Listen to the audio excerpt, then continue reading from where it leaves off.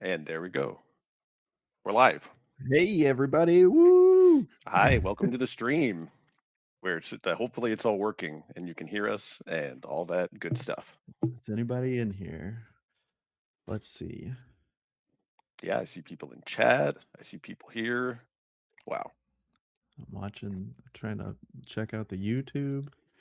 I don't see your faces yet. Oh, now I do. It's Yeah, I mean working. the All right. stream runs, yeah, the stream runs, 10 or 15 seconds behind, Right. right? It's quite slow. But you should All be able right. to see like on your screen live of the OBS share, right? Yeah. We're figuring all this out. Yeah, this is our first. We're gonna plan to do, how I don't know how a few of these, but A basically few. we're we're trying to make some videos. We used to write articles that were like, here's how we came up with an idea and did cool stuff, and it turns out no one likes to read anymore. So Maybe we they never decided, did.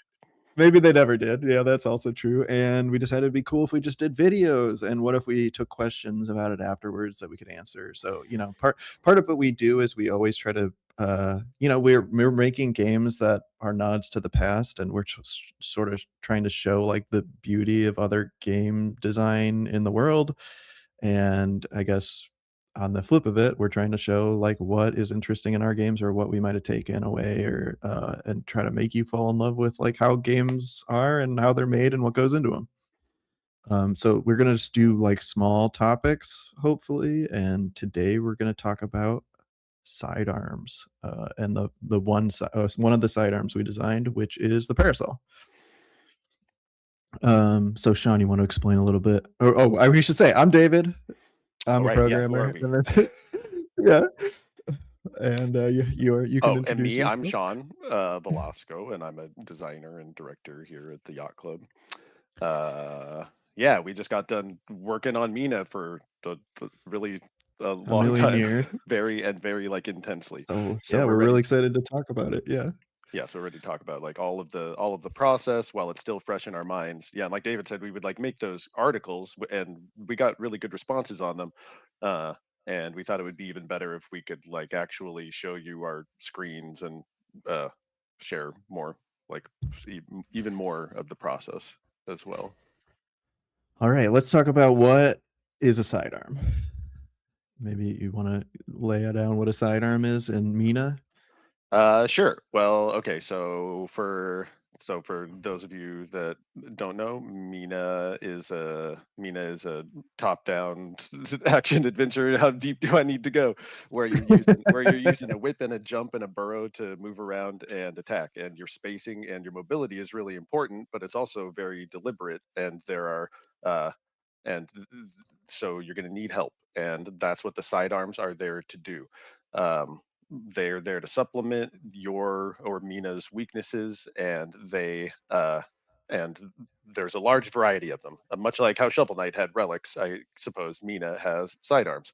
Much like how Castlevania had what sub weapons, Mina Yep. has sidearms. So many games, like from back in the day, had like an additional weapon that you could pick up, or like a power up that would let you shoot, or do something cool, or let you heal, or improve your jump, or just like do add to your mobility set. And so, like having those kinds of power ups is very in the style of making a retro game as well. So it's like all of these things were uh, put forth when we were making the game, and we decided, of course, we got to have sidearms if we're making like a Castlevania Zelda kind of game. We got to have some sidearms.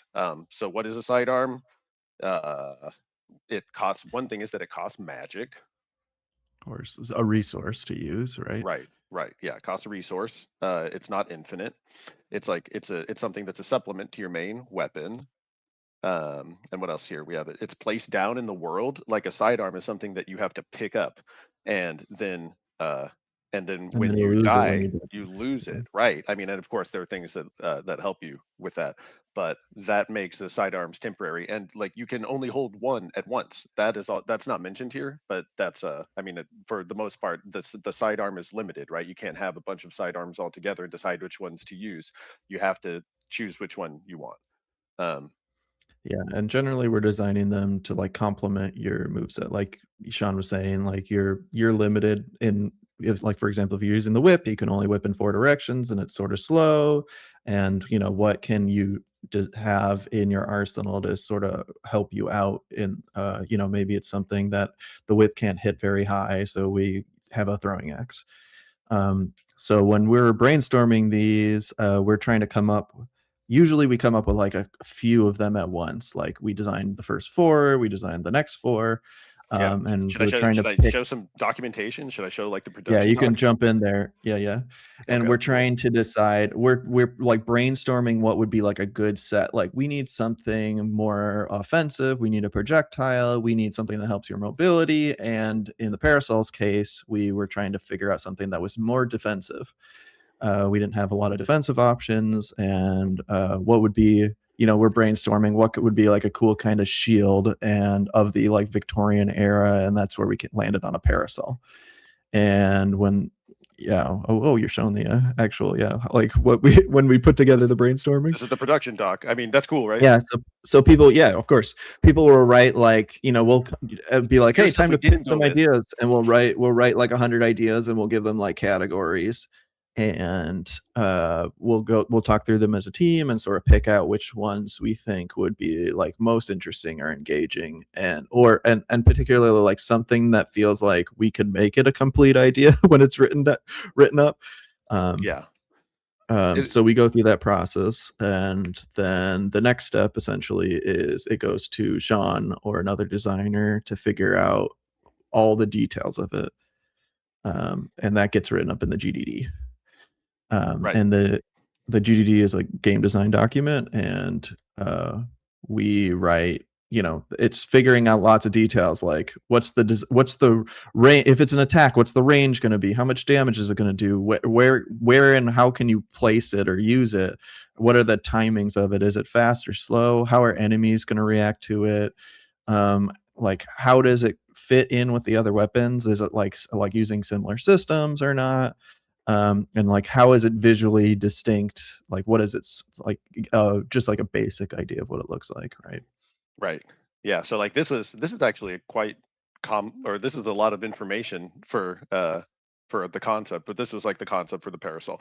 And usually also as we're talking, we'll be like typing in here as we're having the discussion because someone will be like, what happens when you throw it? What happens when you jump on it? Oh, maybe it could bounce. So it's like even when we're talking about the concepts for the sidearm, we'll like combine different ones or like augment them like in the conversation, then be like, okay, this is cool enough that we Right, want to actually right. It take it. might be yeah, it might be like we wrote Parasol and we wrote a Shield Bouncer, and then we're like, "Oh, the Parasol and the Shield Bouncer sound very similar. Maybe we should Right. combine those ideas." In fact, we like added this category, I think later because we're like, oh, we got to like make it's just some other way to stratify these. Like we were talking before, there are different ways to augment your gameplay, but in what way? Something that increases your mobility, something that gives you a projectile, weak projectile, something that's a mobility or a trap, like you're laying something down and then enemies get run into it, a melee thing, a shield, like all that stuff really has a quite different feel to it. And we need to make sure we don't have too many of the same thing or it's easy to end up with a lot of projectiles, a lot of bullets, right? That's what I think like Castlevania probably has a lot of those. So it said this is a reinforced umbrella which acts as a shield. You hold the button to hold it up in the direction that you're facing. Pressing the D-pad makes you strafe around. So we were thinking that you would like strafe while you're holding it. And you can't attack during this, but damage is blocked. And then when you get hit, the shield gets knocked out of your hands and you have to press the button again. So it's like you could hold it up. You could hold it up to prevent damage and you can't take it out if you have 0 magic. And we were saying magic would get reduced when the shield would bounce. So like that's actually a different way to use the magic as well, which is kind of interesting. So it ended up like you could press X to take it out and then press X again to toss it away. Maybe it'd be good if this was more like an umbrella and it went all over you, like a Metal Gear cardboard box. We were worried about the directionality of it. It's like maybe it should be like a bell that goes over you. These are the thoughts we were having like when we made it. Um, right, but then it gets like written up here in the GDD. uh, and and all of the things that we just talked about are much more broken out, and you can see that all the like whether you can pick it up and throw it, how many of them that you can have out, what the duration is, basically all of the limiters on it are all considered here. And yeah, there's also a diagram here. a lot of times when I'm working on these designs, I'm like just using this Mina grid to help figure out and determine like how the gameplay is going to go, like the based on the description. You have to like get something down visually to really like know what the heck it's gonna like, how it's gonna work, or um, yeah, like just to plan it a little bit. Maybe I could show that as well.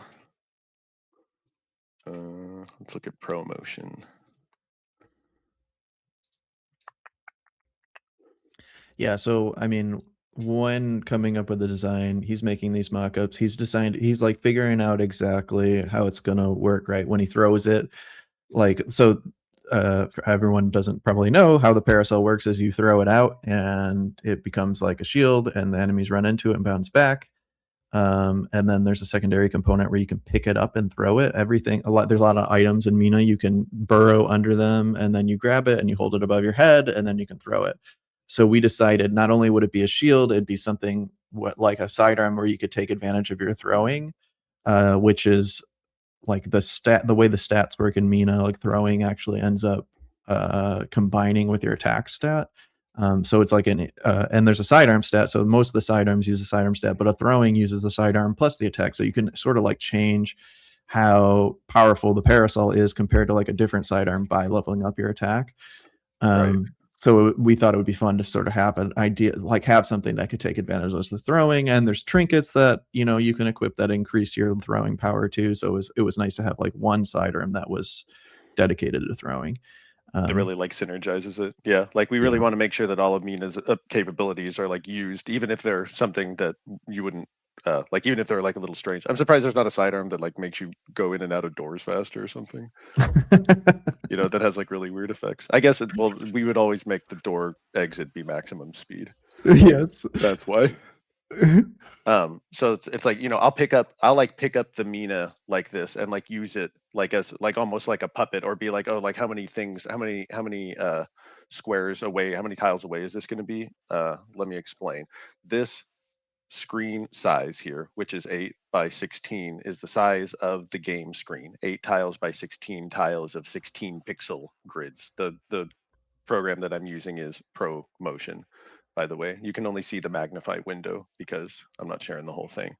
So yeah, I mean, I'll like click the Mina down. I have like a bevy of enemies and other things. Like, okay, here, look, here's some random stuff. This will be fun.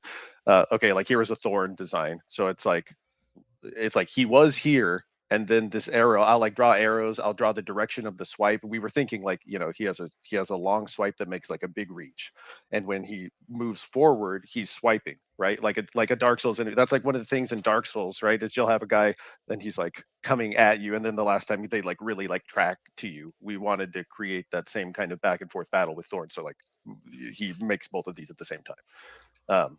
Anyway, when I'm making a parasol, it's the same kind of thing. I'll be like making the tiles. I'll be like drawing arrows. Whoa. I have a new install, so my paintbrush has pressure. Let's see. Yeah, but basically, I mean, this is like what I'm doing. I'm in here moving things around almost like they're puppets. I'm not like doing a lot of animation.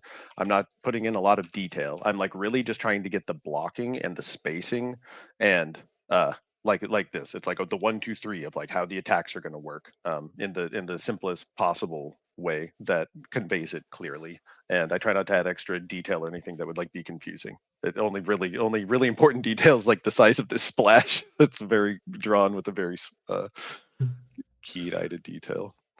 Anyway, that's some Yeah, so when ProMotion. you're starting and you have the like basic concept of like you want to throw out you knew you wanted to make it something where you threw out a parasol and you knew it would block things and you knew you would pick it up. How are you deciding like, oh, this is a really big parasol, this is a really tiny parasol? How are you deciding the sizes and how like just the metrics of like, oh, an enemy runs into it and bounces back? How are you like picking out those numbers? Well, I guess most of it is based on the other sidearms, or like what we chose. As far as how many things you could have out, it's like how many axes could you throw at once? Realistically, it would be, it can never be like as fast as you press the button, because it would be unbalanced. With the parasol, you don't want to throw out too many of them, because all the enemies will get the like too many will get bounced back. Um, it seems like the right amount is between like 2 and 4. It seems like the right amount for any sidearm is between like 1 and 4 if you're going to be able to cast multiples of it, unless it's something that's like very, very based on having like a large amount of particles or something, which we have, Yeah. and everything is sized as such, as I was explaining before, because of the tiles. Like Mina needs to fit within a corridor that's only 16 by 16, and so if you want to throw the parasol down within that corridor, then it needs to be that size. If it was bigger, then we'd have to figure something else out. And it just also, if it's something that you need to pick up and throw, like Mina picks up and throws all of these objects, it also needs to be roughly the same size as the other picks up and throws objects. Or I mean, it wouldn't have to. I guess it could be like ginormous, but it certainly made more sense, I think, for it to be a Mina-sized parasol than for it to be like a giant beach umbrella or something like that. Right. It And just we gives could, it more uses, right? yes, Just the fact that you could bring it in the tile and you could throw it without it hitting the wall more often, that kind of thing. yeah, we'd have to. I mean, I'm sure we could figure out how to make it giant if we wanted to. We would make it like not collide with the wall. We would make it. I don't know. It'd probably be like weaker to compensate for how giant it is. That type of thing. Um, but also Right. generally to keep things within the tile limits of and the sizes is important, because on Game Boy games you literally couldn't really escape them because you were constrained to that 16 by 16 grid, right? The larger sprites, actually you had to have like another you had to have another cut up there. So Or making larger sprites are made of multiple sprites, and multiple sprites means you're slowing down the game or you're causing rendering issues. Yeah. right, thank you for Yeah. explaining. um, Mhm. Yeah, so you have a big giant enemy that's 2 by 2 tiles, or you have like a regular size enemy that's 1 tile, and that also feels very appropriate for the era that we're trying to evoke with our Okay. And stuff. then you say you wanted to block stuff. I guess I guess stepping through like that can be very complicated, right? Just like the fact that things can run into it. Like what kind of things are you thinking about when like processing that kind of information? Uh, you mean just as far as Yeah, it's like a how it projectile reacts? could hit it, or a bat Yeah, could hit it, or a guy could yeah. walk into it, Right. right? Yeah, yeah. I mean, generally, I'll try to think about all of the enemies and objects that we've already planned for, or that we already have implemented in the game, and try to think about how they would work. As an example, how does a regular size enemy work when they bounce into it? How does a large enemy bounce into it? I might forget a flying enemy, or like I might forget a large enemy sometimes. I'm like really focused Right. on like the bouncing back is really important. But then that's why I'll Yeah. I'll send the Why design over. even have him bounce back? Why not have it just like he's stuck, running against it? Well, the main reason that for my consideration there was the collision is too, like having two things collide with each other and like rub in a clean way is really difficult, like in a video game, like to have things like push against each other. That's one reason. Another, and so we thought it would be easier if they just bounced and you didn't even have to worry about that, about that at all, right? You just give them a velocity and knock him back, and then you don't need to worry about how he penetrates into the collision or trying to navigate around that. Like if it was something that he actually could navigate around instead of getting bounced back, then you end up getting caught in that little collision. Oh, we should show the game, actually we can show the parasol in the tool, but like the collision can be deceiving of how it looks as well. So anyway, it just seemed like a whole big thing that we didn't want to, a Right. big can of worms that we didn't want to mess with. For this, pushing stuff around is a really big deal in a game, at Yeah. least in my opinion. Yeah, uh, for sure. and And then like another big component of like all the sidearms that we didn't mention is we try to come up with like secondary features of them, which is for example like the dagger that you can throw out. You can on its way back, you can whip it and you can send it out again, so you can keep attacking and get more uses out of it. Like and so in this case, what you came up with was like being able to hit through the parasol, right? Yeah, the idea, well, because originally in the pitch, it seemed like it was something that you would hold in front of you and actually walk around with, but we decided not to go with that. And so then it became something where you would place it down, it would be like a barrier, and then you could attack through it almost like, yeah, I keep saying like a riot shield or something, but like you can't attack through like a You can't shield. You attack. can't like attack through any of those things, but you get the idea. And that, Yeah, and the bouncing worked well with that as well, right? Like when the enemies are bouncing away, we want them to bounce, but not too far. You're like whipping them, they're coming forward, and you get like a fun interplay, or at least that was the idea when the design was made. Okay, so all this gets written up as the design, and then the next step is creating the pixel art, right? But like, Yep. I guess first before it goes to pixel art, goes to concept. You want to explain that? Yeah, I mean, every single, I don't, you know what, I don't have the concept for the parasol pulled up, but every single object, enemy, and pretty much anything in the game that is drawn in pixel first gets a drawn concept, like from our concept artist. So we very rarely go straight to pixel on anything. I guess maybe on like HUD stuff, or if we yeah, but anything that is like an enemy or an object that, especially if it requires like a visual design, it goes to concept first. And then yeah, I mean based, well, we got to make the asset list. I guess we didn't really talk about that. Yeah, I Um, forgot the asset list. yeah, we got before the assets, you got to make the asset list, which in this case was the model and a bounce reaction, whoops, and then open and close and a HUD icon and a pickup icon. That's pretty much it. And almost all of the, like everything has the model, the HUD icon, and the pickup icon. So I'll just like copy and paste this around and then add in whatever is extra.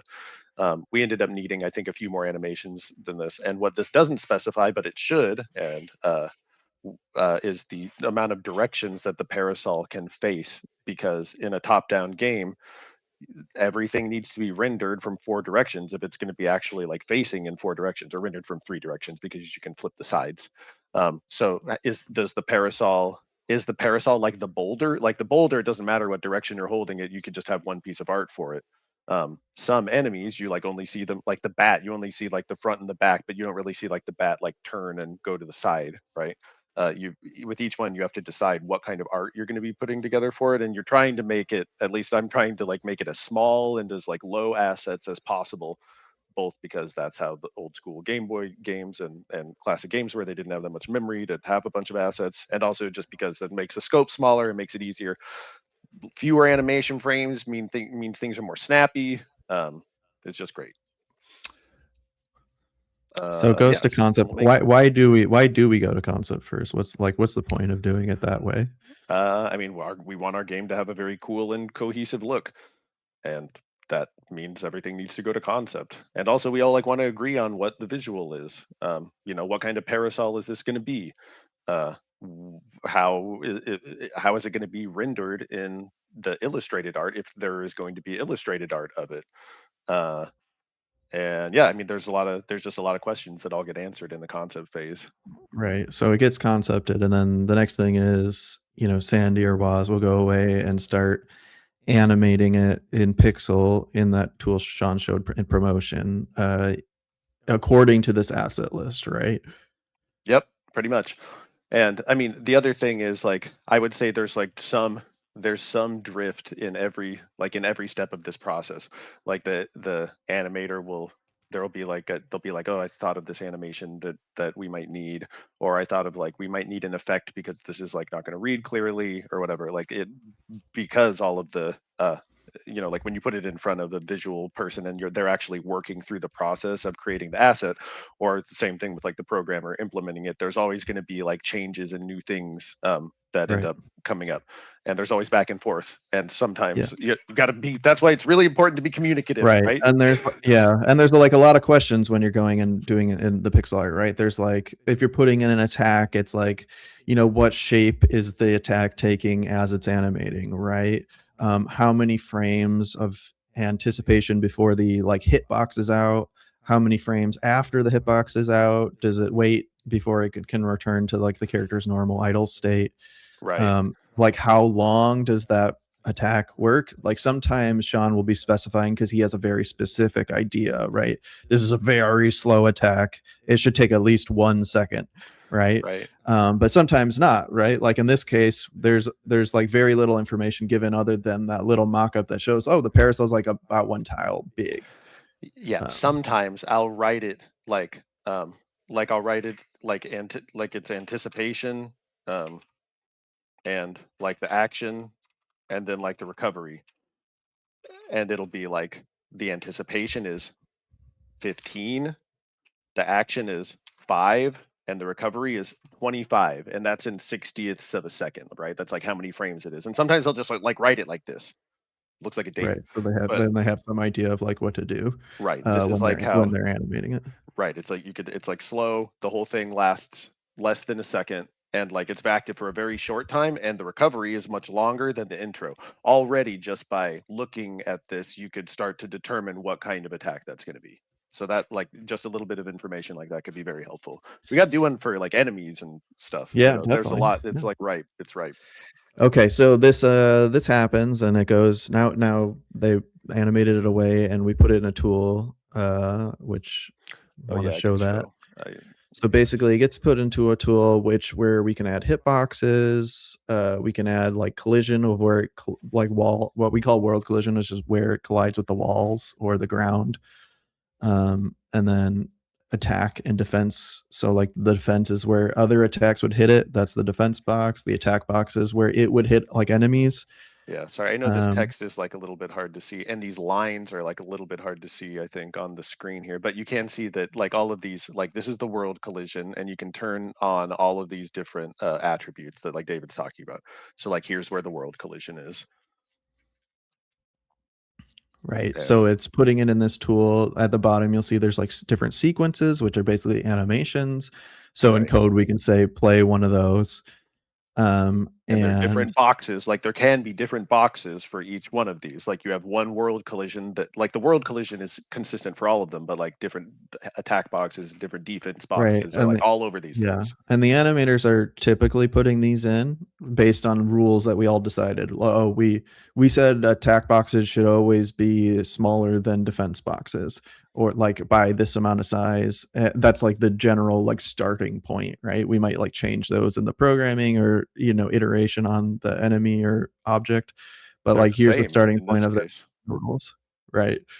Um, so yeah, they go through and place an initial like here's what I was imagining it was.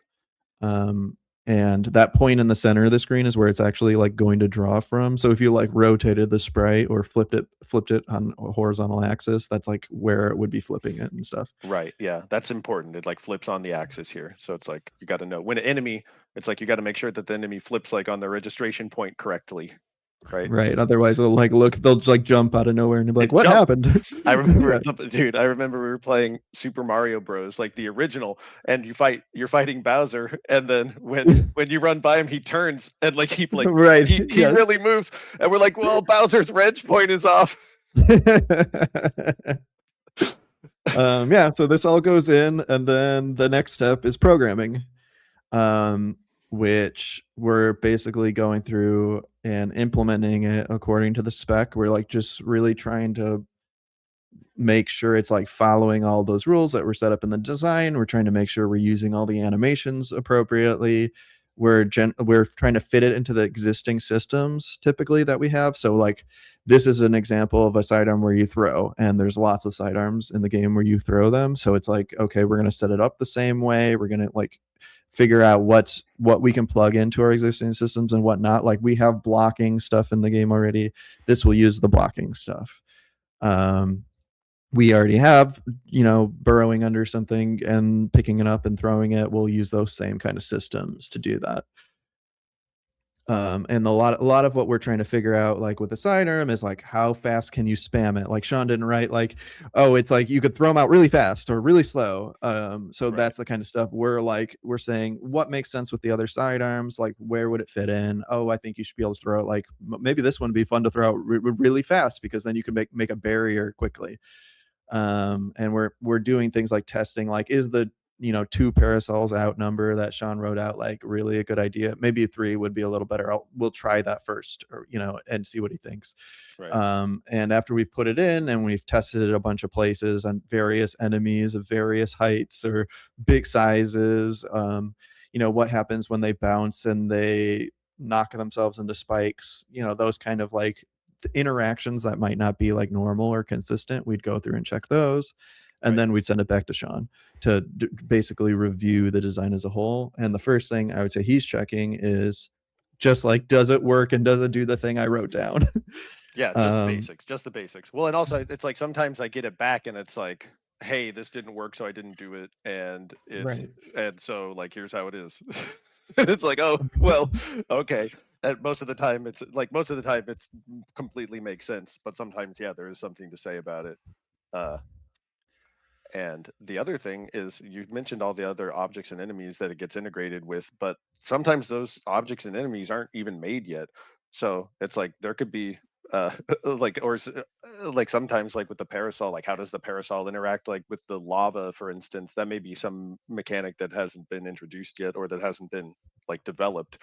So we'd have to put that. We just have to make a note for later, like, hey, once we put this in, we got to do a sidearm pass and make sure that they all work with everything. Yep. Okay, you want to take a look at what it is like in game then? Oh yeah, let's see if I can get you going here.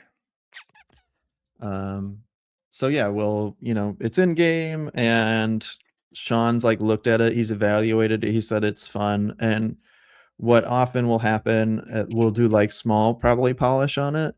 Oh, Sean says, I wish it came out a little faster, or I wish it bounced the enemies back like a little tiny bit more, so I could do like 3 whips instead of 2 whips on them, right? Yeah. That kind of like just small changes will happen, and then usually for a sidearm we'll like wait until like to see how it fits into the rest of them, or see how it fits into like the grander scheme of things. Like now we have like 4 levels or 5 levels. Now we're playing like on a large scale, and we're Uh-oh, do we lose David?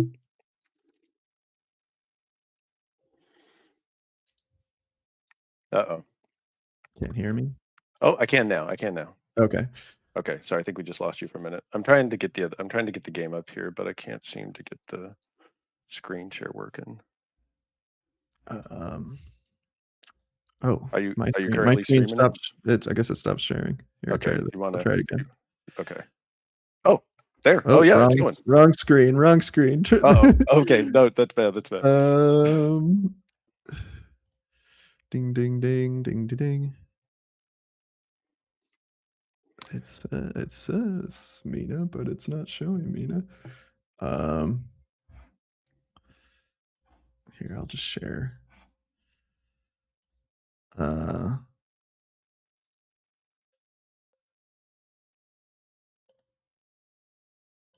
I'll share my whole screen. Okay. Dangerous. Dangerous. Everyone's gonna know what programs I have. So let's this is our debug game, and What's all that? like What's that version of purple? the What's all game. that purple stuff? What's all that? Oh my I can gosh. I can skip any level. I can fly around the world like this, right? Whoa. So we've got a parasol.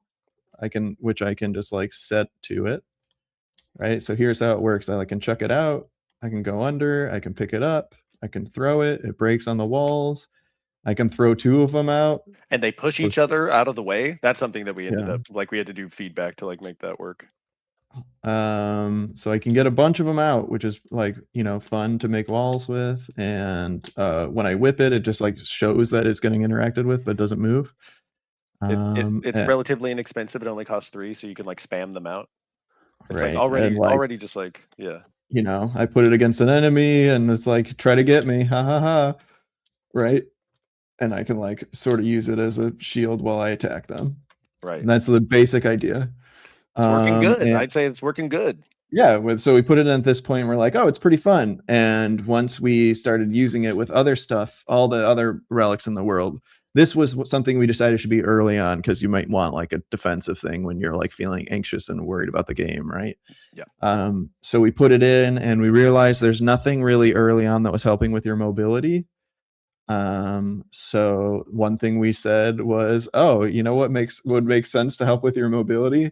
How about this parasol that normally would be like in another game would give you a slow fall. So we added that. So if you hold the button, you essentially get a slow fall. So good. Which you That's can like use to help you cross gaps. that's secretly the best part of the parasol, like being able to Right, use it. and that part of it sort of made it go from like something we weren't like as like more pro players, we'd choose something else. We'd choose something that does attacks, right? Like defense isn't as strong. But with that like mobility change, it's like, well, I really want to keep that so I can get around the world a little faster differently, right? Yeah, especially early And in the game where we decided to put it. That was like really, really good. right. And the other big thing we did is like grabbing and throwing always has to use this procedure, right? Which just takes time and is a bit slow. And we thought maybe it would be better if you could hold the side weapon button. And then now it just goes straight into And you it holding it. spawns And immediately in your hand. which, these two like polishes worked really well together because you can do, oh, I ran out of magic. But you can do fun stuff like this. Right. So it's Right? like usually Pick your it up gap. in air. So yeah, And look at that. You like do a regular jump, then you spawn it in your hands and float with it. That's just like so right. that's cool. That's just cool tech. That's cool tech. Right. So yeah, that's the sidearm in a nutshell. Yeah, that's how we go. That's how we go through it. And yeah, maybe now is questions time. All right, let's talk about questions. Go into the QA zone. Oh no, it says chat is disabled for this live stream. I think I have to pop the chat. Oh no. No.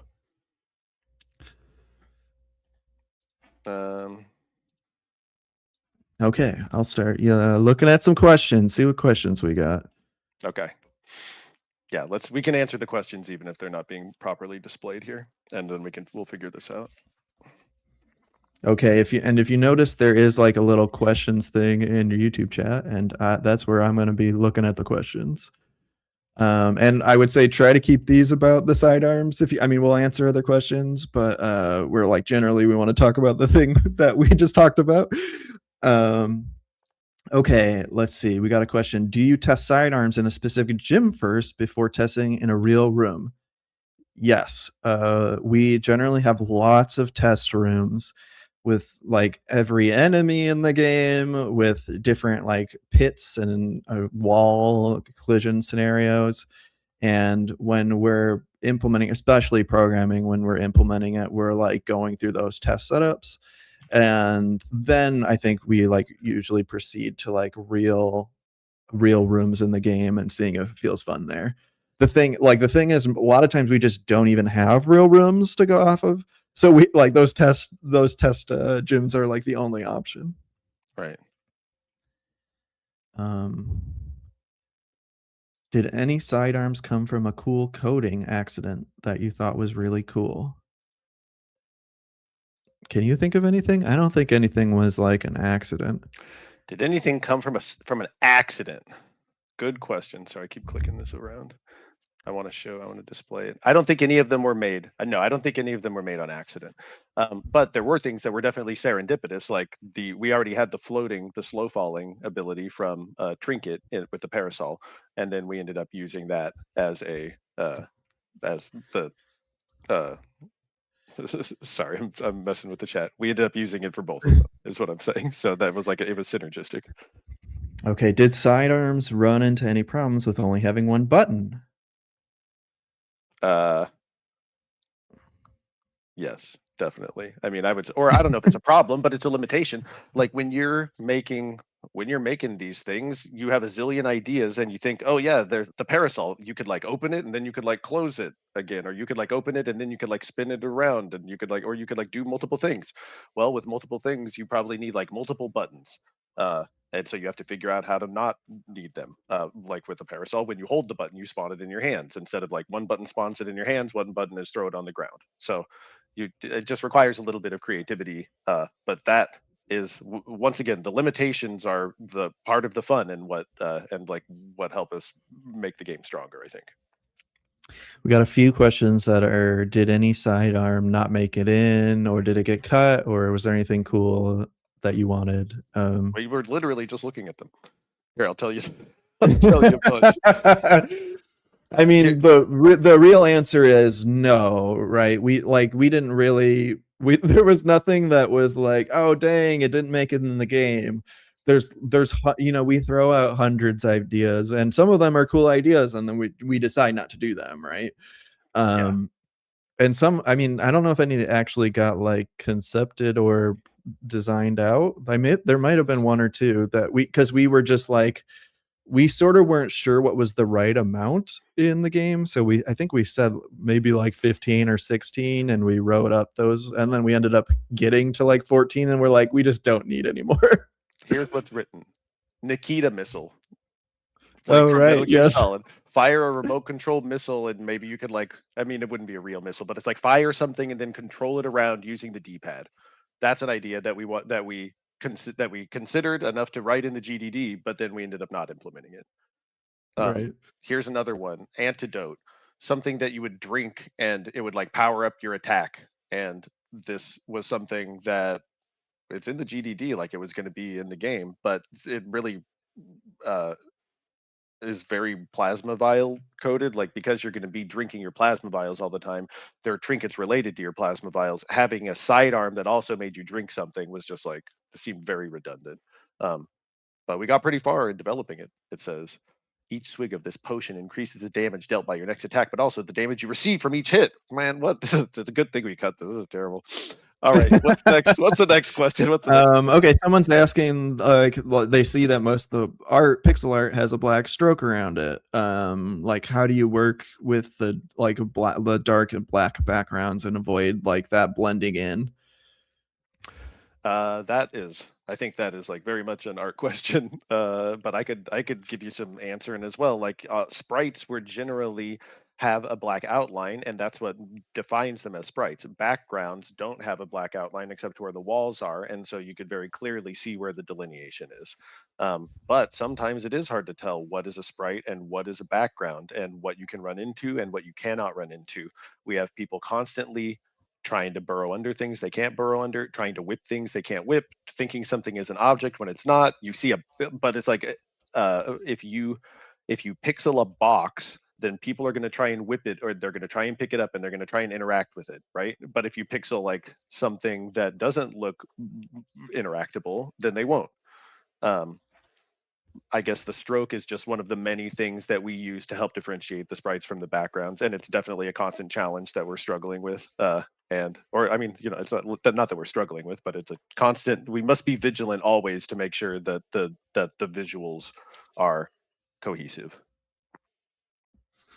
Someone's asking, did we ever program any sidearms where the art was not ready? So like Mina was throwing like an 8x8 block of solid color. Yeah, We didn't really go into that, but good question.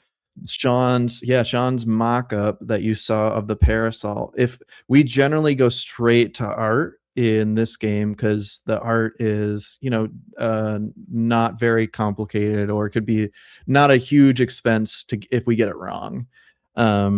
But if we have like say we have like a really big full screen boss where the animations are really complicated, generally in those cases we'll just use those temps that Sean made in the GDD, and he'll like put them in the animations, and that's like what you'll see when you're doing the boss fight and then we can test more like, oh, the hitbox is like we got to make sure the arm isn't like quite so big, right? And then Yes. the art, and then when it goes to final art, like the pixel art, we like save time by not having to like redo that kind of stuff. Yeah. We generally we try and have the art done though if we can, unless it's going to Yeah. be something that we really think might change, which is like a lot of enemy attacks, etc. But for something like the parasol, when you have to implement it again, it's like you're implementing the object two Right. times And so, almost. yeah, sometimes what will happen too is like, like for example, Sandy might be like animating, say, a sidearm attack, and he'll be like, I'm sort of unsure that this attack is good. I put a very rough part for like the sword that's coming out, and I'll fill in the sword later if you tell me like the hitboxes work out, kind of Right. thing. Yes. Okay, how much time did it take to design a sidearm, implement it, and iterate on it? uh I would The say eternal question. that's an 8-point task, right?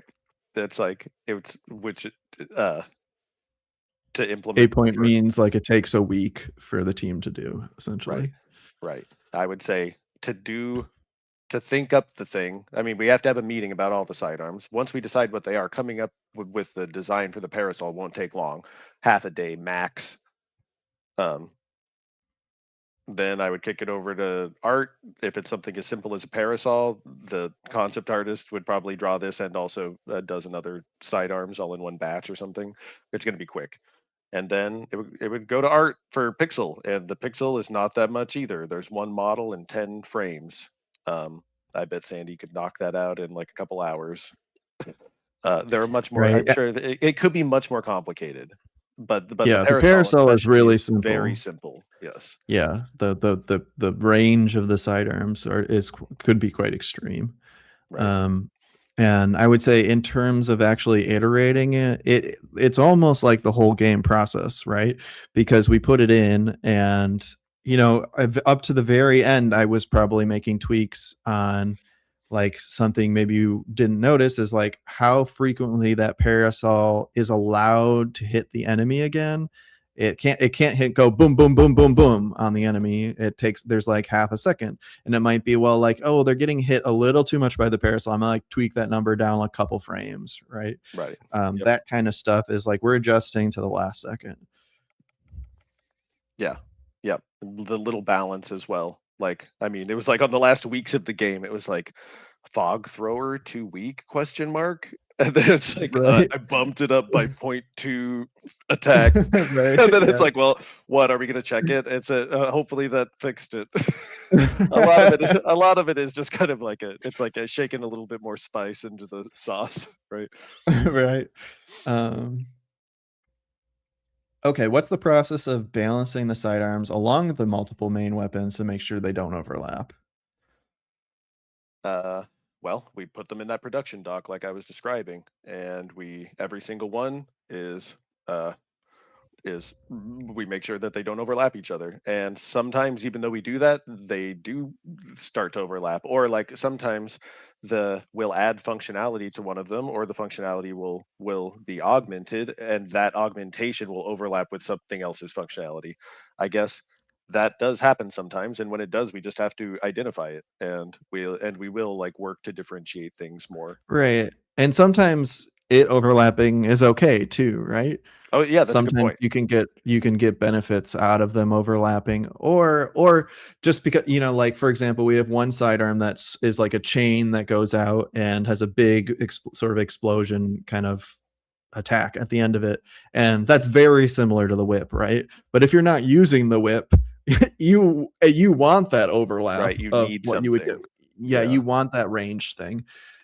So it's, especially in this game where there's so many different choices and options you could be taking, like a little overlap actually doesn't hurt. Right.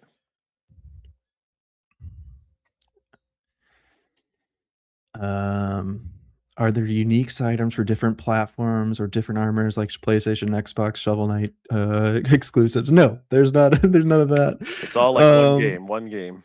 okay, how do you decide how much magic and mana each sidearm costs to use? Um, Uh, it's Well, based just on as a like baseline, I would uh, say we sort of wanted it to feel like a Castlevania where you could like use a lot. So always started with a low number. Like, what's the lowest number we can make it? right. Um, and I think from there, it's really like how good and powerful is this thing? How frequently do you want this to come out? Or maybe it's something that's like it's a huge big thing. It shouldn't come out that much, right? Yeah, I mean that's exactly it. If you have something that's very But powerful, those costs like again, yeah. I we was gonna say certainly those costs adjusted them. again are like Yeah, things we tweak to the last second. yeah, right. Yeah, literally, it was like literally. Yeah. How do you choose the names of the sidearms? The names we have temp names to start out, and the names are usually very just descriptive, uh, like the fog thrower was like the flamethrower, but fog. I guess that one stayed. Um, Yeah. throwing axe, throwing axe, boomerang knife, buckler driver, bicycle. That's like the names that they had originally, and we stuck with those temp names. And those are like, we're probably going to end up using those temp names as we do on Shovel Knight games. Like we still call birder angle bouncer sometimes. It's like that kind of thing just tends to happen. But we end up naming everything in a big naming pass that happens more toward the end of the game, like when we're doing the localization, and we'll put them all in a big doc, and we'll come up with fun ideas for them all. That's pretty much it. Which sidearm took the most iterations to get just right?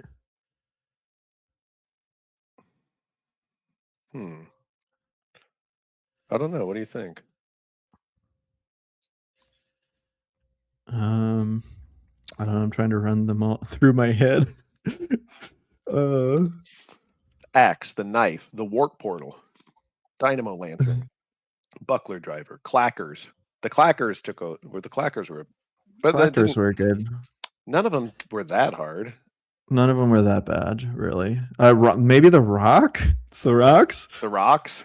The rocks are still not great. Well, they're supposed to kind of suck. Yeah, the rocks were interesting because they were supposed to be like not the best sidearm. So finding like, hey, we want this to be useful, but it's sort of like not the most useful. It's like you're supposed to trade up for it. Yeah. So that like finding that was like sort of like we just went between it being like really good to not really good over and over and over again. It's too useful. Yeah. Are there secret sidearms that you can miss in a playthrough? I guess so. Yeah. Right. Yeah, definitely. You will find the majority of them, like if you just kind of poke around though. Which sidearms are your personal favorite? Oh, it keeps changing because they keep getting nerfed. When four ghosts came out of the haunted urn, that was my favorite sidearm. I can't believe my precious ghosts got taken away. I mean, the mischief, which is the only one that lets you kind of like heal, is probably the one that comes in the most clutch for me when I'm doing like New Game Plus. And it lets you can jump at the end of it, like for an extra jump. That's insane. I don't sleep on mischief. That's actually maybe the best. Maybe that's the phase lock. But I mean, but I love the parasol. It's just like so fun to use, and because you can get it early, it's also like really good. But mischief you get early too. I don't know. What's your favorite? My favorite? I mean, if I'm just going for like basic damage kind of stuff, I usually go with the dagger. Just because or the knife, just because I feel like it's really uncomplicated in terms of controlling it. You know, I just can chuck it out and not think about it. So sort of the same as the axe, but I feel like axe I might miss and I won't miss with the knife. Sure, yeah. But I mean, mischief is probably my favorite. Yeah, mischief is awesome.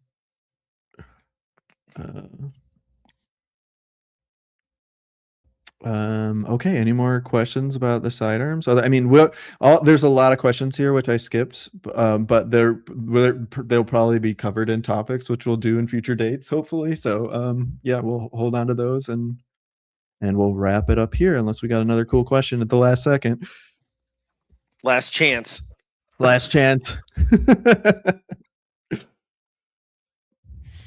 Okay. Well, that was the last, or that's been episode 1, I guess, of Yaakov Games Explains. And it worked out. Everything didn't explode. It worked okay. Yeah, as far as we know, maybe no one heard anything. Everyone asking questions. We have 1,000. We have 1,000 Slack messages that are just like, "Oh my god, what?" Yeah. So yeah, if you want to like hear more of these, or like there's topics you'd be interested in knowing about, make sure to hit up our Discord. We all chat over there. Yeah. Maybe we should post topics as well, and just like that'd be fun. See, yeah. Because I mean, we have a few of these planned of what we want to tell y'all, but we'd be interested to know what you want to know as well. All right, and that's it. This is it. Thanks, everybody.